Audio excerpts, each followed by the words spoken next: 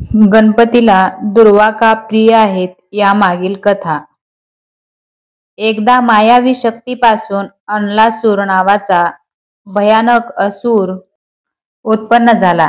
त्याच्या कांठाळ्या बसवणाऱ्या आवाजाने पृथ्वीचाही थरकाप उडत असे. त्याचे डोळे लालबुंद होते, त्यांतून अग्नीच्या ज्वाळा निघत होत्या. त्याच्या वाऱ्यालाही कोणी उभे राहत नव्हते. या अनलासुराने देवांनाही देमाय धरणी ठाय करून सोडले होते.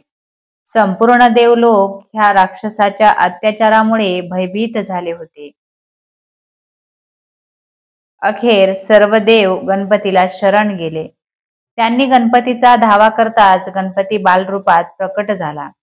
गणपतीने देवांना अनलासुरापासून भयमुक्त करण्याचे अभिवचन दिले. अनलासुराविरुद्ध युद्ध पुकारले. अनलासुराने बालरूपी गणपतीला गिळण्याचा प्रयत्न केला, परंतु गणपतीने विराट रूप धारण करून अनलासुरालाच गिळंकृत केले. त्या राक्षसाचा नाश तर झाला, पण इकडे गणपतीच्या अंगाची लाही लाही होऊ लागली. तो गडबडा लोळू लागला. त्यानं सर्वांगाला चंदनाचा लेप दिला, तरीही धाव काही थांबेना. तेव्हा देवांनी त्याच्या डोक्यावर चंद्राची स्थापना केली. त्यामुळे गणपतीला भालचंद्र असे नाव पडले. विष्णूने आपल्या हातातील कमळ त्याच्या हाती दिले, त्यामुळे त्यास पद्मपाणी असे नाव मिळाले. भगवान शंकराने आपल्या गळातील नाग गणपतीच्या कमरेला बांधला.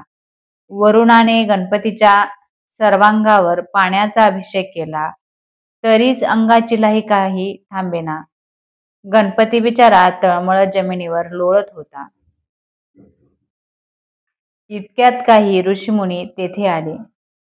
प्रत्येकाने 21 दुर्वांची जुडी गणपतीच्या मस्तकावर ठेवली आणि चमत्कार झाला. गणपतीला तात्काळ बरं वाटलं. त्याच्या अंगाची आग शांत झाली. गणपती आनंदून म्हणाला, माझ्या अंगाची लाही शांत होण्यासाठी सर्व देवांनी नानाविध उपाय केले, परंतु दुर्वांनी माझ्या अंगाचा दाह कमी झाला. यापुढे जो मला भक्तिभावाने दुर्वा अर्पण करेल त्याला हजारो यज्ञ, याग, व्रत आणि तीर्थयात्रा केल्याचे पुण्य लाभेल.